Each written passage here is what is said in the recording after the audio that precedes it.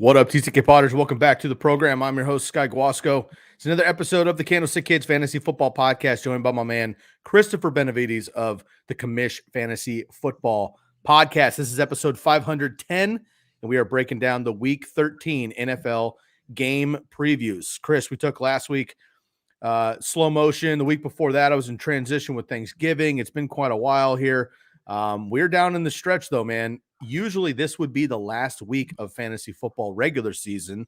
We would head into the playoffs, but because of the extended game, week 18 now, we actually have an extra week.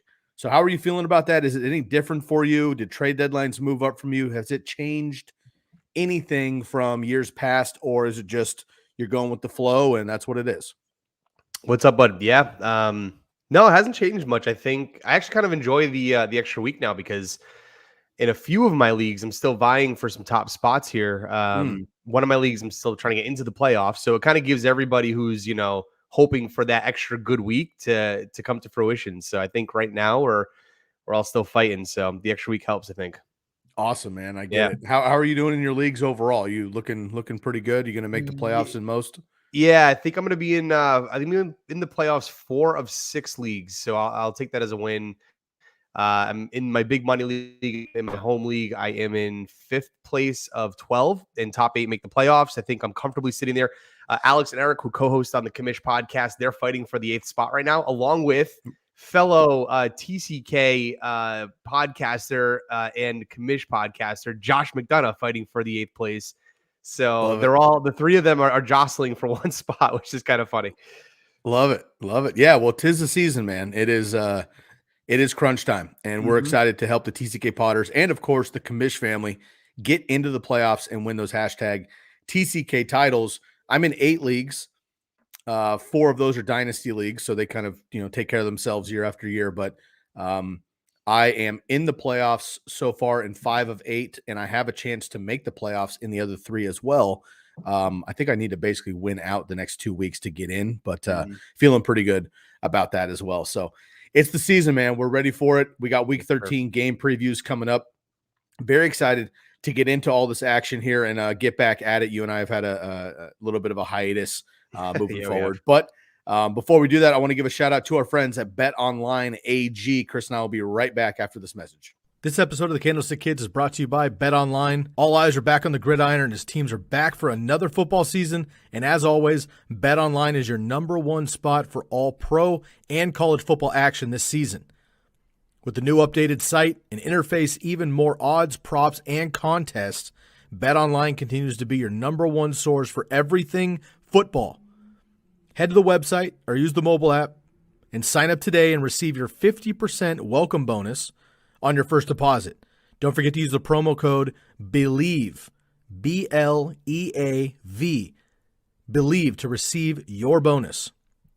For football, basketball, boxing, right to your favorite Vegas casino games. Don't wait to take advantage of all the amazing offers available for the 2021 season. BetOnline is the fastest and easiest way to bet all your favorite sports. BetOnline, where the game starts. All right, let's get right into this, my man. We got a lot of games to cover here. We got 4 teams on bye this week. We got your Patriots on Monday Night Football. We'll get to that finally. Very excited about it. We do have comments starting to pop in already, starting sits, of course, getting ready for the playoffs. We got some last-minute trade talk, too. Some trade deadlines have not yet passed. So if you have any of those questions, feel free to jump in here on Facebook, YouTube, Twitch, or Twitter live. Make sure you find Christopher Benavides and the Commish crew at the Commish FFP on Twitter, on Instagram, on TikTok, and, of course, the podcast as well. All right, Chris, let's jump into this, my man. Here we go with the game. Right off the bat here, the Bears and the Cardinals. The Bears are 4-7. The Cardinals 9-2, coming off the bye. Should have Kyler Murray and D-Hop back.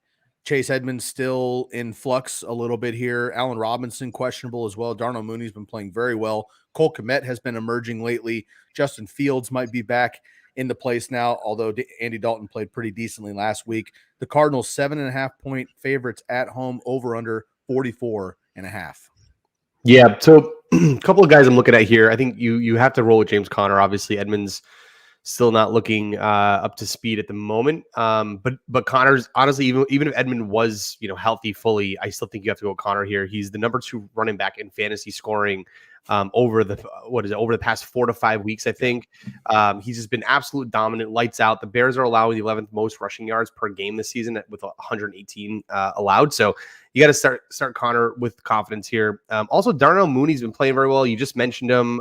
He hauled in 13 receptions from a team high, 30 targets over the past 3 weeks with 285 reception yards and 3 total touchdowns. He's kind of, taking on the Allen Robinson role quite nicely. So he's got good wide receiver to play with a lot of upside.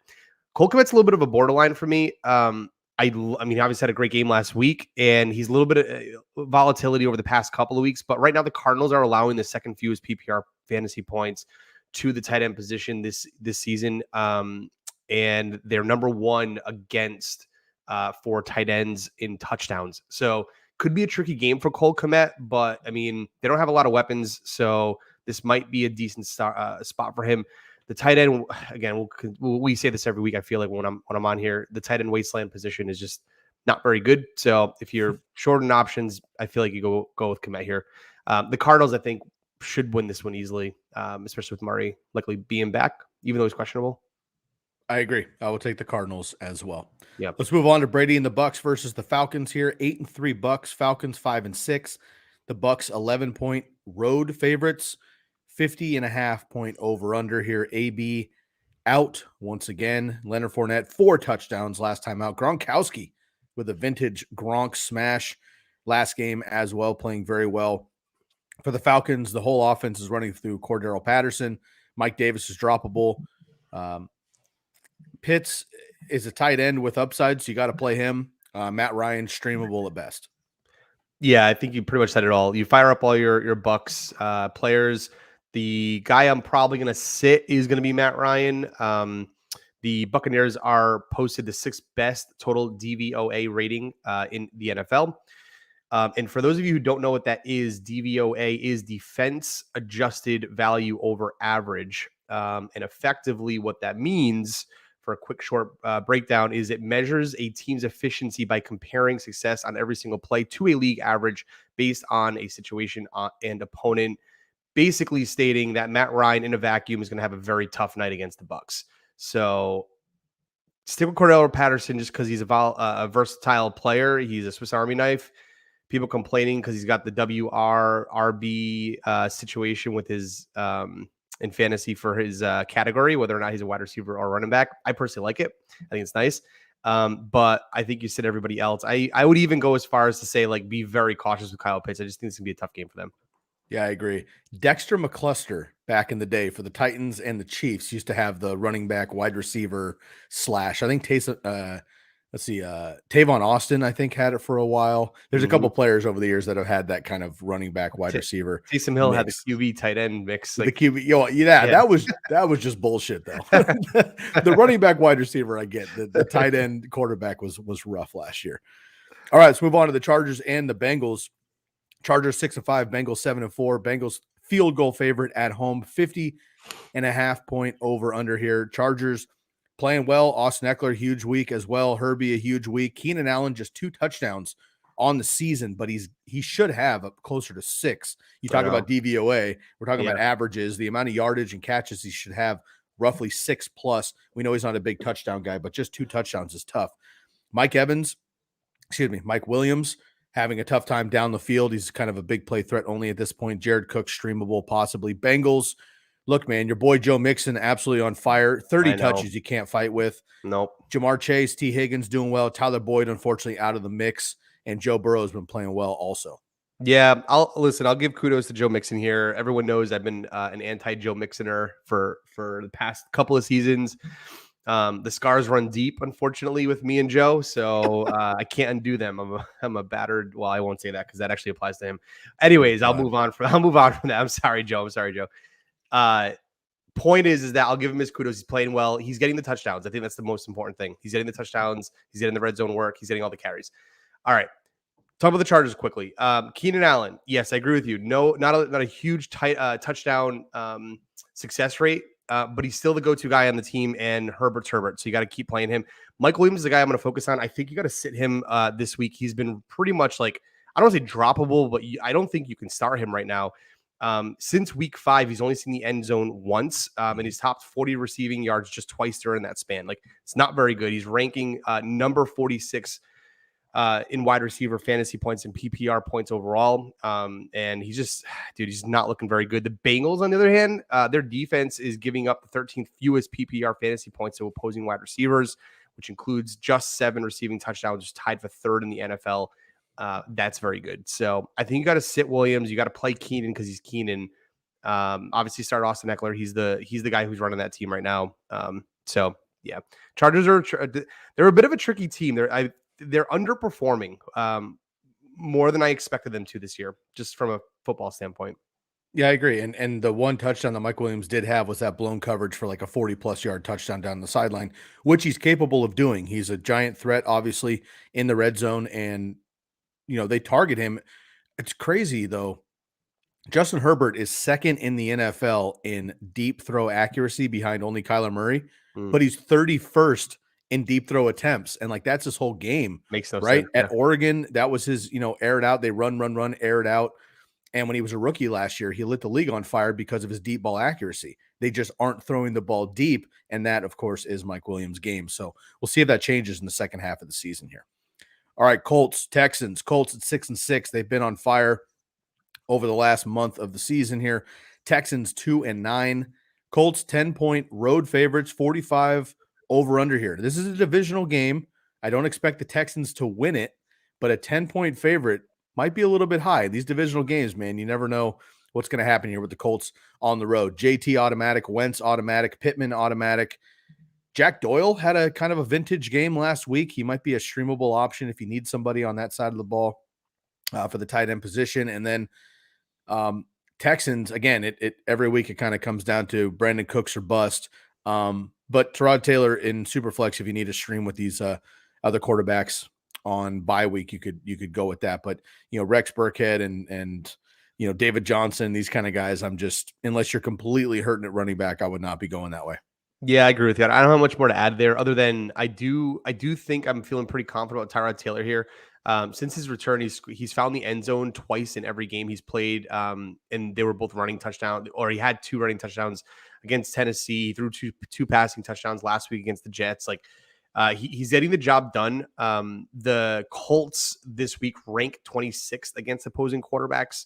So you could have some success there in Tyrod Taylor. But yeah, I agree with you. The locks are the locks on the Colts. I feel pretty good about Carson Wentz. Had a good game last week. The only guy I'm on the fence about is Michael Pittman. He's the only guy I'm a little bit like, I don't really know how I feel about him this week. Maybe if you have better options, go against Pittman. But yeah, obviously JT's a lock. So move on here to the Eagles and the Jets. Eagles 5-7, Jets at 3-8. Eagles touchdown favorite on the road, I should say. 45 over under. Jalen Hurts 4 turnovers last week, but he has the ability to take over the game. I'm so confident in him against a defense like the Jets. Miles Sanders nicked up again. Boston Scott was a top waiver wire pickup, but if those guys are able to go, I'm good with both of them as running backs if you're in a tough position. Devontae Smith also questionable, but he should play. He's the only wide receiver I'm interested in, and of course Dallas Goedert weekly. On the Jet side, we're going to get Zach Wilson back, and I am not excited about the run game at that point. And Corey Davis is probably the only wide receiver that I would be interested in as well at that point. They have a lot of talent. Elijah Moore has been playing very, very well, but not with Zach Wilson. So we'll see what caps up there. But Corey Davis, then Elijah Moore for me, and then distant Jamison Crowder. But I'm not really excited about the Jets per usual.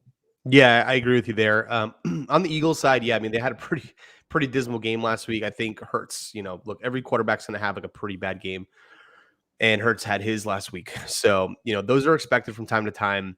The guy that I'm looking for here is going to be Boston Scott, actually. So Boston Scott actually led in touches with Miles Sanders dealing with his injury. He was also targeted 3 times, which is a good thing from a target standpoint. I probably expect more this week moving forward. And he ended up with double-digit fantasy points despite losing a fumble. So I think you'll see more Boston Scott this week. I'm not exactly sure the status of Kenny Gainwell. I know he got in there, but he's kind of been phased out, I feel like, over the past, 4 to 5 weeks. Silly.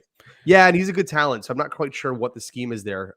He led the team. He led the team in receptions and receiving yards last week. Yeah. Overall. Yeah. And he played one drive at the end of the game. 3 catches, 31 yards, led the team in receptions and receiving yards. Pulling my hair out, man. I've been trying to rep Kenny Gainwell for this whole season. It's just not working. And he's really good. So I just don't know what it just feels like they're just not scheming him well at all. Maybe we see more of him this week. But Boston Scott definitely is someone I'm going to be watching for. Tevin Coleman, you already talked about it. Stay away from the running game. Not feeling good about Tevin Coleman moving forward here. I agree. All right, Giants, Dolphins. Giants 4-7, Dolphins 5-7. Dolphins are 4.5-point home favorites. 41 over under. Yikes! That's it's the worst on the week here. Giants. Chris, I'm looking at waivers, right? Looking at waivers, checking the wide receiver position. I'm pretty good at wide receiver because usually it's pretty deep and I have some studs and it's worked out. Not too many big injuries at wide receiver this year.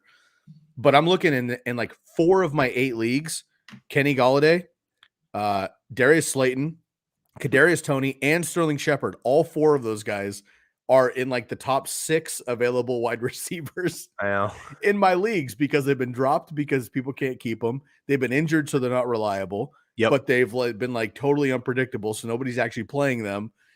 Unbelievable. Your boy D Jones is always a streamer. You can fire him up, although the Dolphins secondary has finally come around to what we thought they would be preseason. They've been playing much better, good pass rush as well. And then Saquon. But honestly, man, I've been fading Saquon since draft season. I'm still not excited about him. If you need a running back, you fire him up. But otherwise, I would look another way if you can. And nice 30-yard run last week, but that's about it, other than another burst earlier this season. Evan Ingram, hit or miss as well. On the other side, Tua, another streaming option. Myles Gaskin, I think, is he's going to be an auto start with the, running back landscape right now. And then Jalen Waddle is absolutely automatic. He's the number 14 wide receiver in PPR right now in fantasy leagues. Absolutely dominating. Doesn't have the most Jamar Chase has the most rookie receiving yards, but Jalen Waddle has been absolutely phenomenal as well in a far worse offense. Yeah, I agree with you. So, and Gesicki, of course. Yeah, just touching on Waddle quickly. Chase obviously has all the yards and he gets most of the attention because of, the early success he's had. He sputtered out a little bit though the last, I would say 3 to 4 weeks almost, it feels like. Waddle, I think, has 77 receptions on the season. Like he's going to eclipse 100 receptions easily this year. For rookie receiver, that's really, really good. And I think it goes understated how tough that is to do that for an entire season. Just to do it for an entire season is very difficult. I don't think Chase is going to do it this year. So if Waddle continues to have a good season and Chase kind of just averages out the way he has been, and it does feel like it's possible defenses have figured out to put the safety over the defense, over the top there, limit Chase's abilities to have big plays against or for the Bengals.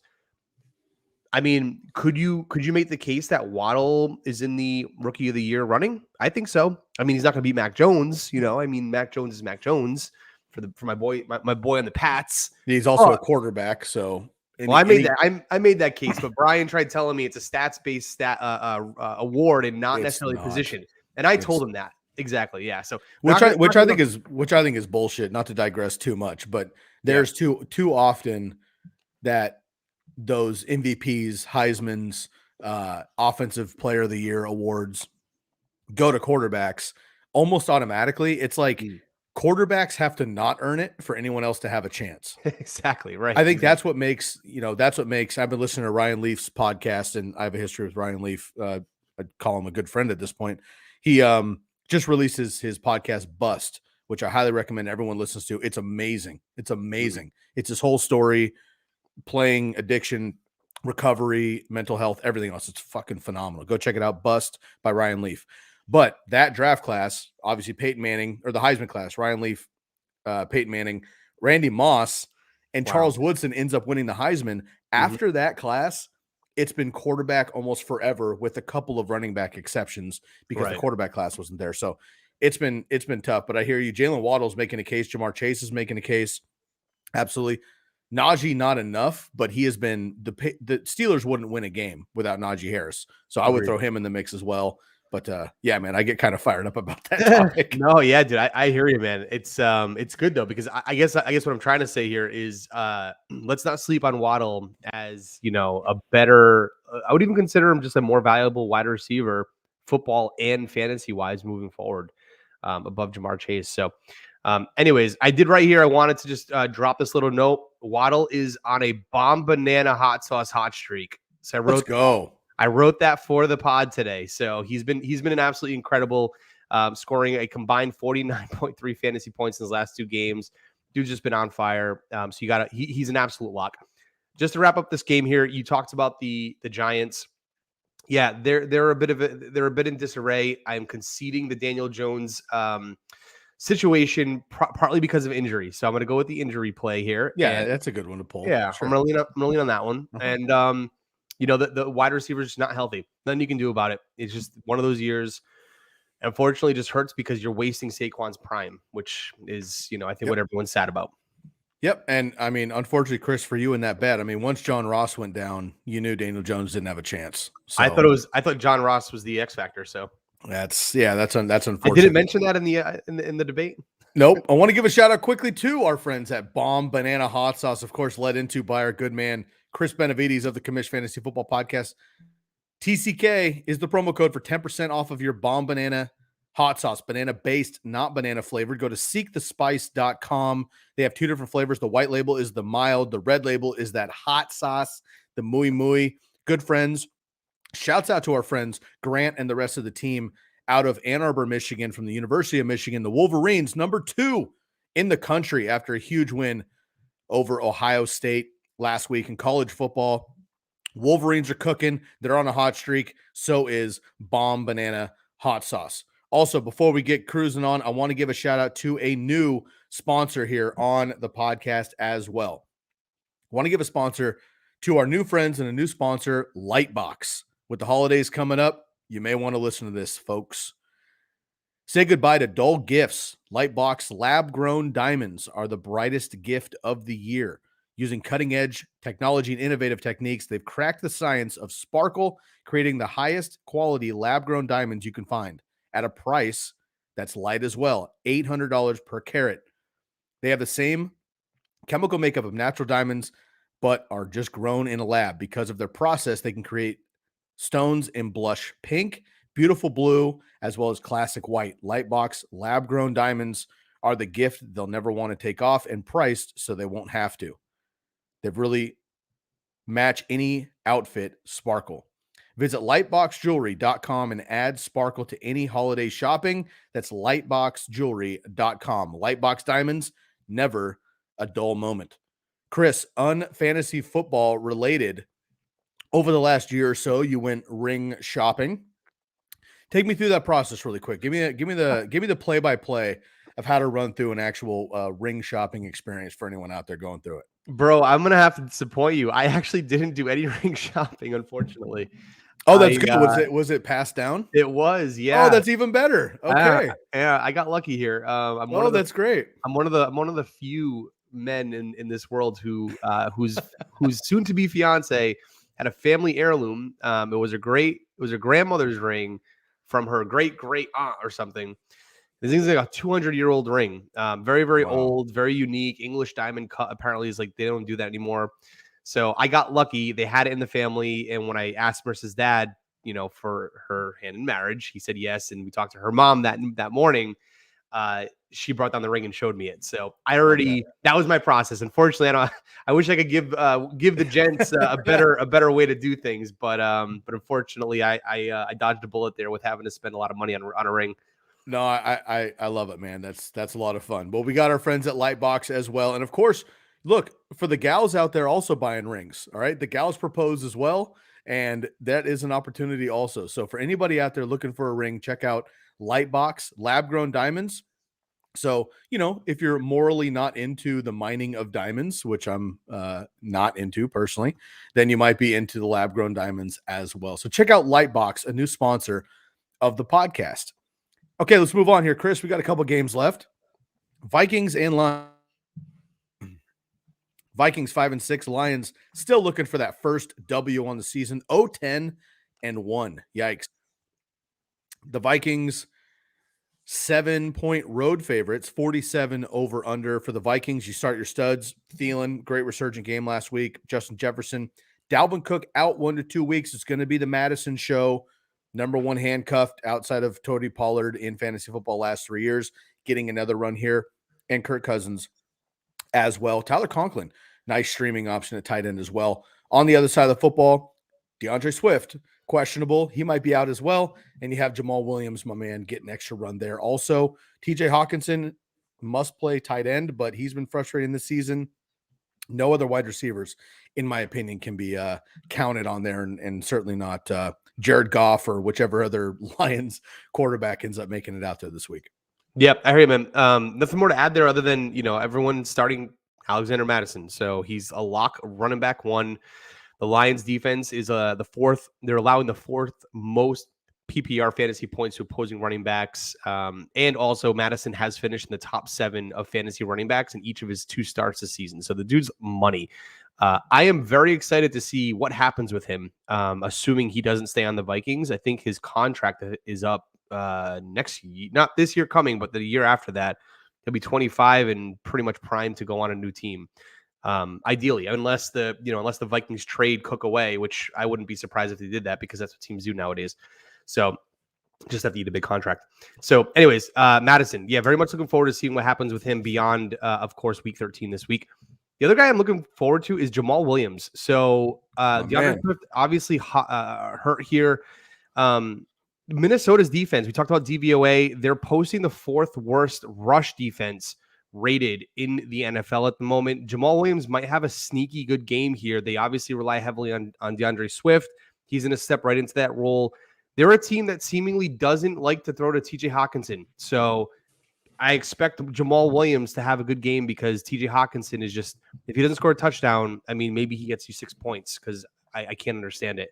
You can tell I have TJ Hawkinson on one of my squads. It's pissing me off. I don't get it. Yeah, I agree. TJ Hawkins has been rough. He was kind of my preseason. It was Kelsey, Kittle, Waller, however you did that preseason. And then I had Andrews and Hawkinson, but I flipped back and forth, and I eventually went Hawkinson in a couple because of the upside. And there was nobody else there to throw to, right? That's what I thought too, right? Yeah. And obviously Andrews has been just fucking dominant, which is really fun because he's a great player. And Hawkinson's been tough. He's been injured, and Goff's been terrible, and the Lions have been terrible. So you're right. If he doesn't get that touchdown, he doesn't have that other tight end floor. The other guys can get it with just yardage and catches. Exactly. Hawkinson doesn't seem to be able to do that, unfortunately. All right, let's move on here to the Jags and the Rams. Jags at 2-9, Rams at 7-4. I don't think the Jags have a chance to win this game, especially in LA. However, the Rams have been reeling the last couple of weeks. And look, the Jags upset the Bills a couple of weeks ago. So, don't discredit them too much here. Rams 12.5 point favorite. I'll take the under on that. And you have the over under at 47 there. For the Jags, James Robinson is really the only option. LaVisca, if you need to, I guess. Marvin Jones, if you need to, but I'm not excited about them against the secondary. On the Rams side, it's going to be Kupp. It's going to be my boy Van Jefferson. Very excited about him. But Higbee, OBJ, Henderson, who's beat up a little bit, Sony Michel, all these guys are question marks for me, and I would go another direction if I can. And then Matt Stafford is still playable for me because even though he's had kind of a rough month, he's still putting up 20, 25 fantasy points, and you don't get much better than that in fantasy. Yeah, I agree with you. It's very difficult to assess this game outside of the definite locks. I think a lot of people are waiting on the Henderson news to see if they're going to be playing Sony Michel. I read a report, says he's going to be playing. He says he's questionable, but he's practicing, or at least getting limited practice in there. So I don't know. I don't know what his status is. It's very difficult to say. And then the rest of the guys you talked about, dude, yeah, the Rams. I don't know what to say about the Rams. They should be better. They're 0-3 since acquiring OBJ. I think it's OBJ. Whew. I'll stick with that.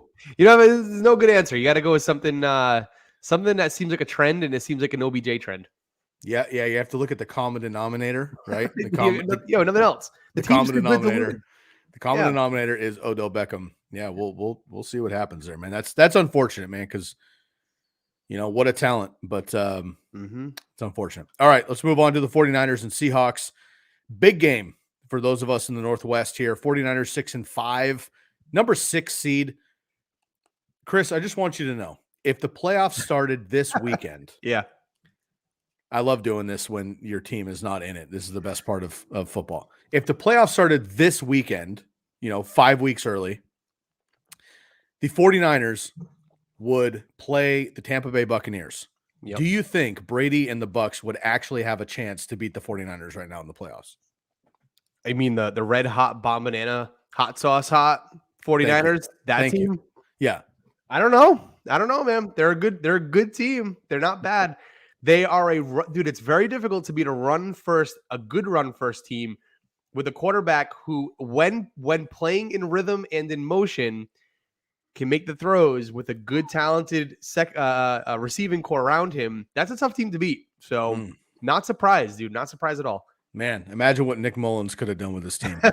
Exactly. All right, 6-5 Niners, 3-8 Seahawks. Yikes.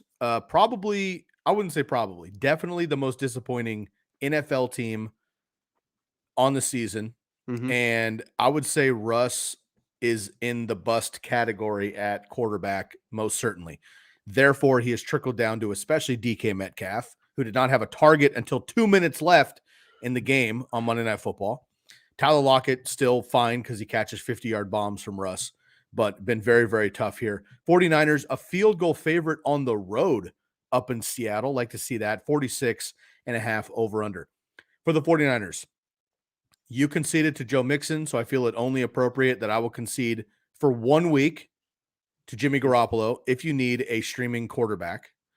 Deebo Samuel, questionable at best. If he plays, I'm not confident in him because he's just been beat up a little bit. I know he's been breaking 70-yard broken tackle touchdowns every week and running the ball for touchdowns. Last week, I believe he had 1 reception, and he was the number... Was he the number 1 or he was like a top 5 wide receiver? I forget offhand. He had 1 catch because he ran in 2 touchdowns as well. Yeah. Brandon Ayuk finally catching his stride in the second half of the season. We have been predicting that here on the show. It finally is that time. It happened last year as well. Said it a lot. Last year in the second half of the season, Brandon Ayuk, as a rookie, was the number 4 wide receiver in fantasy football. This year, climbing the charts as well. Kittle did nothing in fantasy football last week, but he's on the field. He's healthy. He's out there. If no Deebo, I expect a bigger game from Kittle as well. If Elijah Mitchell plays, you play him. If not, Jeff Wilson show there as well. On the other side for the Seahawks, look, man, Russ at home. This is not a primetime game. They actually moved this out of Sunday Night Football. They flexed it out because both teams are not as good as they thought they were going to be. But this is still a playoff atmosphere team. Russ has been 0 for 3 since he's come back. He's played horribly in Seattle. He's going to want to play well against the rival here. I think Russ bounces back. Our secondary is susceptible. Unfortunately, if you need to stream Russ, I would do it. If you don't in a single quarterback league, I would move off of him until he proves it. Lockett, you can start. DK, you have to start. And then on the running back side, man, it's Alex Collins because he's the only guy there, but he has not been efficient either. Yeah. Okay. The only thing I'm gonna DK. Yeah, dude, I don't think you can start him. I really don't. I mean, he was our trending downward player of the week in our playbook, our newsletter, the Commish newsletter, 2 weeks ago, and it has not gotten better. It's only gotten worse. And there's only one explanation, and Eric's brought it up on our podcast. It's Odell. It's got to be Odell. It's got to be Odell. Obviously, he's in the same. He's like in the same. He's West Coast. He's West Coast now. So he's just bringing it over. No, so I think Eric's brought this up.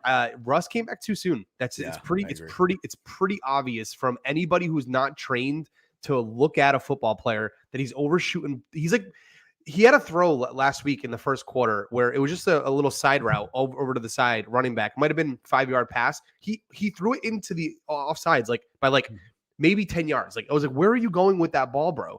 It's throws that are easy to make that he should be making on a routine basis, and he's just not making them because he's not comfortable with whatever's happening in his fingers. He's back too soon, and it's hurting DK Metcalf. And I agree with you. If you're nervous about starting Wilson, you might move off of him in a 1 QB league. You can't trust DK Metcalf. and it's not his fault, but I think you have to wait to see it. I would rather sit DK and play someone with a safer floor right now in hopes to get into the playoffs than start DK and miss the playoffs in your fantasy league. So that's me, but I don't trust him right now. He's killing teams. Yeah, he is. And in one of my more prominent leagues, he is kind of the backbone of my core. And I was down like 7 points or something last week, and I had DK coming up on Monday night. I'm like, dude, lock. You got this. Yeah. Bro, he had the one catch or whatever. He didn't even have a target till the end of the game. Yeah. Although I will say this, if you believe in the squeaky wheel narrative, it would be this week. Pete Carroll, who I know is full of shit, but Pete Carroll came out and was like, we need to get the ball to DK Metcalf. Okay. Russ said the same thing, which of course are going to say that. And then DK was just kind of like, look, dude, what do you guys want me to do? I can't, I heard a nickname on another podcast, Decoy Metcalf, which is really unfortunate. But dude, this is what I'm nervous about is that in the couple of weeks ago, he was averaging 8 targets both games. He ended up with like 4 receptions for like 30 yards, and he only ended up with like 8 points. Like that's still not going to get it done on your team. So even if they target him more than 1 target a game, let's say they give him 8 targets, it's not like down the field type shit. So obviously they just need to go back to Geno Smith. I think that's clear in Seattle. Yikes. Whatever it is, not working. Yeah. All right, let's move on to the Ravens and the Steelers. Ravens 8-3, Steelers 5-5-1 with that tie with the Lions. Ravens 4-point road favorites, 44 over under. For the Ravens, you start Lamar, you start Andrews. I'm okay with Freeman. Latavius Murray is in the mix as well, but I would not play Latavius Murray. I would play Freeman. I'm okay with Hollywood Brown. He's getting a shit ton of targets. It's just about efficiency. And man, I have to back off Rashad Bateman as well. I've been like just trying to pump this horse for like 6 weeks, and it's just not happening.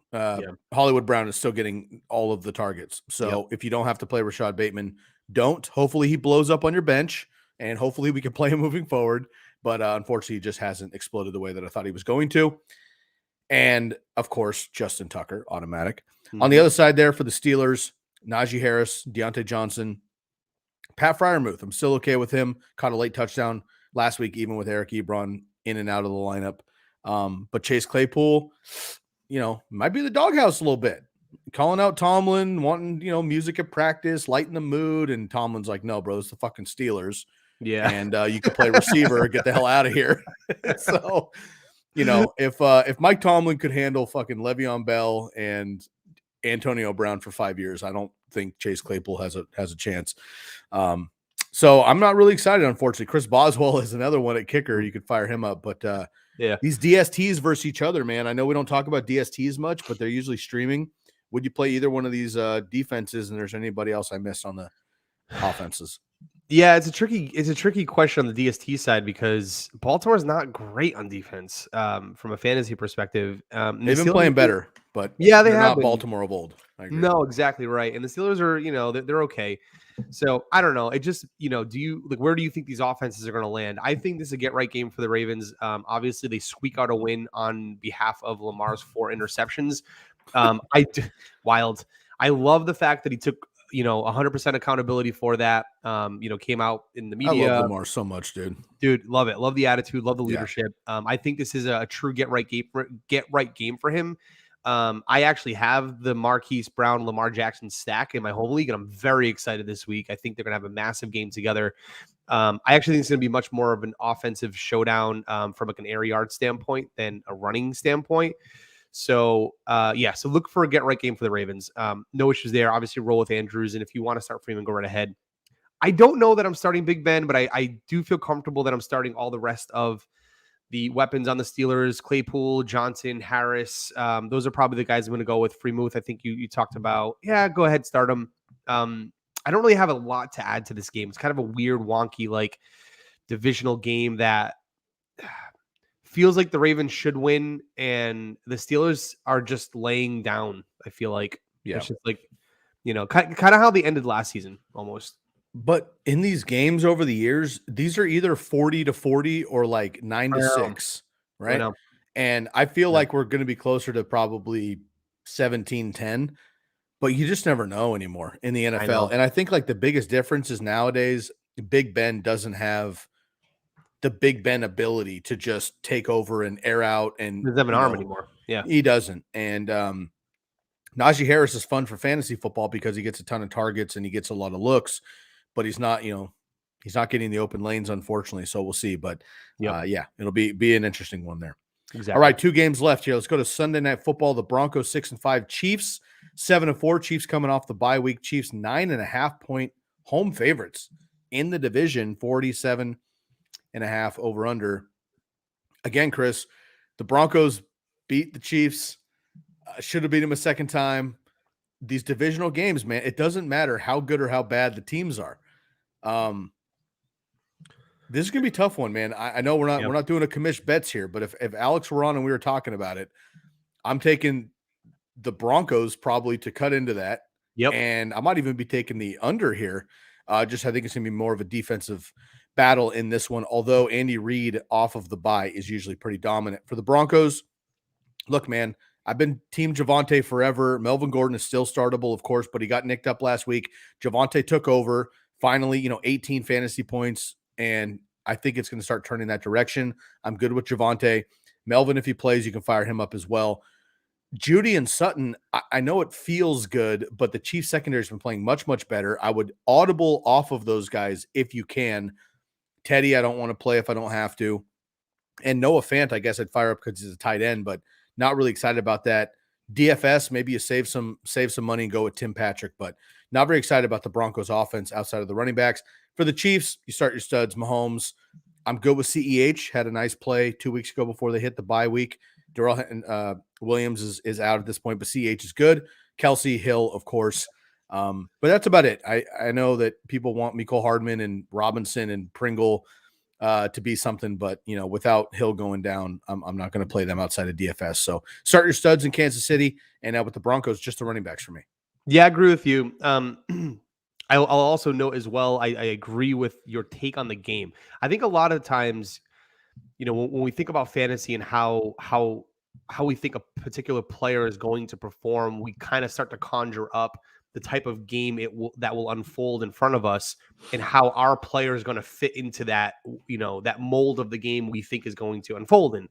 Now, you think it's going to be more of a defensive shootout, which means that you're probably not going to see as much passing work and more so on the ground work, which would give you more license to play at Javonte Williams.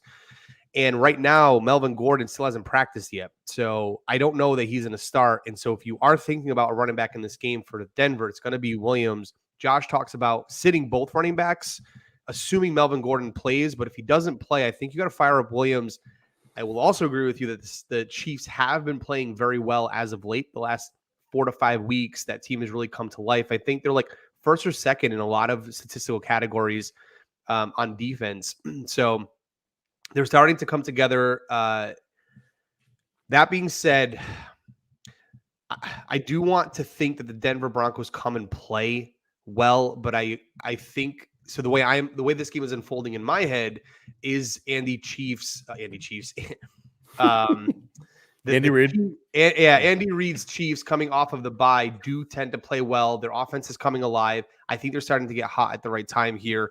I actually think this is going to be more so like a 31-17 type game in the Chiefs' favor. So the Broncos, I think, will show some life in the beginning of the game, but the Chiefs will pull away. Yeah, I agree. Okay, let's do Monday Night Football, and then we got a couple questions, and then we'll get out of here. Your Patriots against the Bills. And I think, look, man, you've been a Josh Allen guy. I think you're like low-key Josh Allen Bills fan when they don't play the Patriots.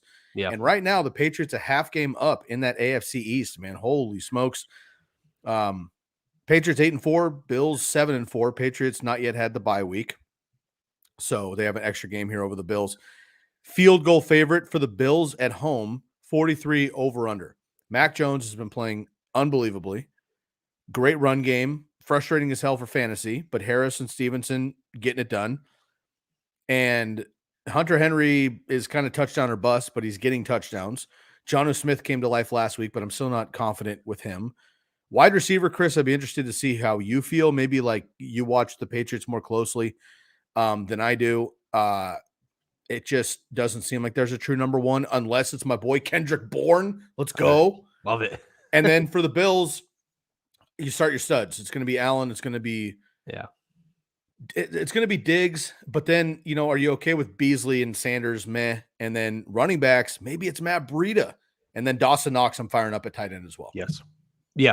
Yeah, dude, this game's going to be very, very, very interesting. So a couple of things. I was watching Colin Cowherd today, and he had NFL Films expert, name is escaping me, but he went through and showed a couple of plays from Mac Jones last game against Tennessee.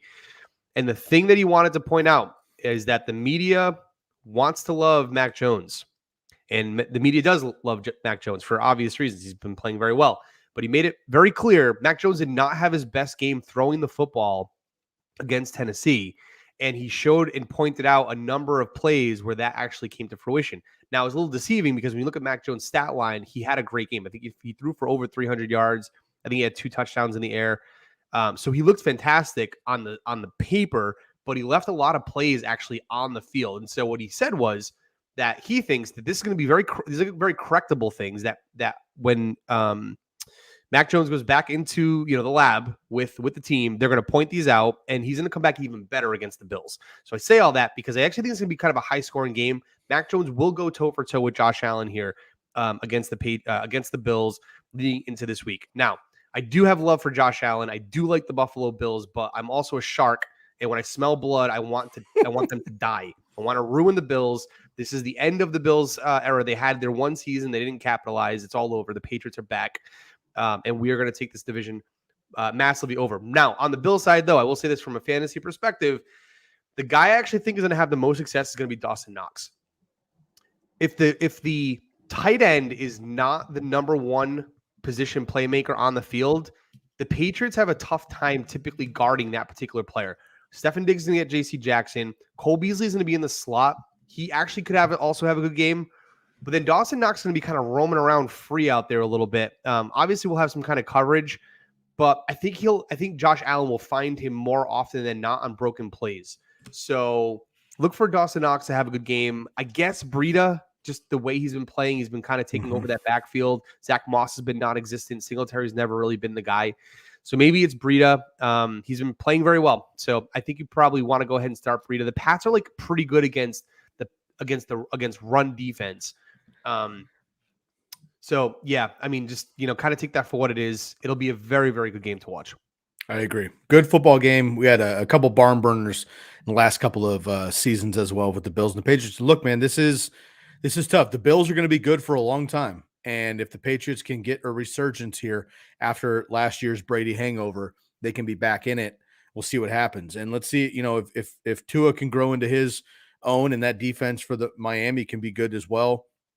Might have a 3-team race there eventually in the AFC East that we used to have when we were kids. It wasn't a blowout until Brady showed up. So it'll be interesting to see what happens there. Mm-hmm. All right, y'all. Episode 510 here. We got the Week 13 NFL game previews. I'm sitting here with Christopher Benavides of the Commish Fantasy Football Podcast. Chris, we got a couple questions from the folks. Let's get through these here, and we'll move on. Pittman, Mark Ingram, or Michelle if Hendo is out at flex. We don't have a league setting, so we always default to half PPR if we don't tell us. So Pittman, Ingram, or Michelle if Hendo is out. I'm going to take Ingram. Yeah. Ingram is tough for me because it makes sense, but Taysom Hill playing, so he's a running back playing quarterback, more so than Lamar Jackson, ladies and gentlemen, just to make that clear. Secondly, they're without Armstead and Ramczyk on the offensive line. That makes me nervous. It's also tonight, Thursday Night Football. So I think I would actually go with Pittman against Houston. I just like the matchup there. All right, the Chosen Rose. Can Lamar bust this week? Also, Patriots defense or Arizona defense this week here, Chris? Arizona going up against Chicago in Chicago, and of course, your Patriots against the Bills. The Pats are always good, but yeah, this is a tough one.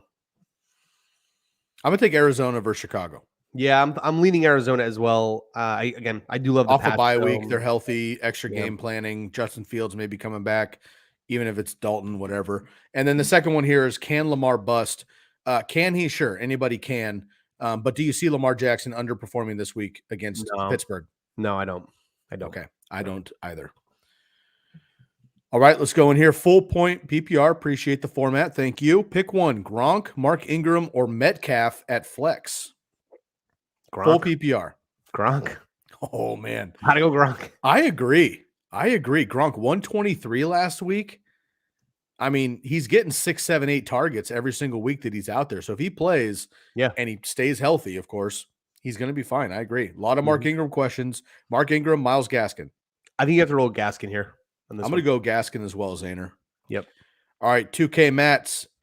Question: Cordero Patterson or Stefan Diggs? I got to start one. Hold on. Got to go both popping off. Yeah. And Diggs is having a down year, though. So let's go back to the question. 2K Mats, Cordero Patterson or Stefan Diggs? Got to start one. I think you go Patterson here. I'm just nervous about the J.C. Jackson-Diggs matchup. They're going to take him out of the game. I know Diggs is lights out most of the time, but Bill's very good at making sure he isolates and takes out the best player on the team, which is Diggs. J.C. Jackson's going to be all over him. So 100% agree. Cordero Patterson has been the entire offense for the Atlanta Falcons for the majority of this season. We saw last week, deep catches, great running. He's playing very well as a running back as well. This is no longer a gimmick. He's just straight up a good running back. He's a great receiver, and they're using him all over the field. I agree. I'll go with Cordero Patterson. If the Bills weren't playing the Patriots, I'd probably lean Diggs, but I agree with you, Chris. Belichick takes away the number one threat. It's not a running back. It's going to have to be Diggs. And J.C. Jackson has been playing very, very well. Let's see. He follows up here. Matchups are tough for sure. I think I was thinking Cordero Patterson mostly because of pass defense. It's exactly. So, yeah, we are going to go with Patterson there as well. All right, Chris, we got through it, man. Week 13 game previews. Appreciate you. And please let everybody know where they can find all of the Commish fantasy football content. Yeah, appreciate everyone joining. You can go find us over on all notable podcast platforms, Apple, Spotify, and Google, Amazon Music as well. The Commish Fantasy Football Podcast. You can go check us over at our website, thecommishbrand.com, and go cop yourself the playbook. It's a free newsletter. It comes out every Tuesday. Our team writes all the content, gets you prepped for the week, drops right after Monday Night Football over at thecommishbrand.com/the-playbook. And then finally, our social handles, TikTok, Instagram, and Twitter at the Commish FFP. My man. Always your pleasure, brother. Appreciate you coming through. One last question in here. Earthy Links comes in at the last second here. What do you think about Tyler Higbee or Tyler Conklin? I'm going to go with Conklin here. Yeah, I'll go with man. I want to go with Conklin, but I think Higbee's going to be a guy that they're going to they're going to lean on more with that Woods. So Higbee against Jacksonville, Conklin against Detroit. I'm just going to take the overall offense. The Rams are probably going to run the Jags. I think it's going to be a lot of running, and maybe they try to get Odell involved a little bit more here in this one, but I'm going to ride with Conklin on that one. Sure. All right, folks, appreciate everyone tuning in here. Make sure you find the rest of the squad every Sunday morning on the Start Sit Show right here on YouTube, wherever you're listening. I appreciate everybody's, we're getting to the nitty gritty here, and I appreciate everyone coming back every single week. So find us right here on YouTube, also streaming on Facebook, Twitch, and Twitter every Sunday morning, 10 a.m. to 1 p.m. Eastern on the East Coast, 7 a.m. to 10 a.m. on the West Coast for the live Start Sit Show. Tune in to catch the rest of the team. Chris, it's always a pleasure, brother. Thank you for spending some time with us. Best of luck to you and the rest of the Commish crew. We'll catch you next week, everybody. This episode and all episodes are brought to you by Bet Online and the Believe Podcast Networks. I want to give a shout out to our new sponsor, Lightbox, and of course, Bomb Banana Hot Sauce. Good luck to everybody this week. Bob will be back with you here with another episode coming up, and I will get the TCK Listener League episode out to you shortly as well. Best of luck to everybody. For Christopher Benavides and the rest of the Commish Fantasy Football Podcast, I am your host, Sky Guasco, and we are out of here.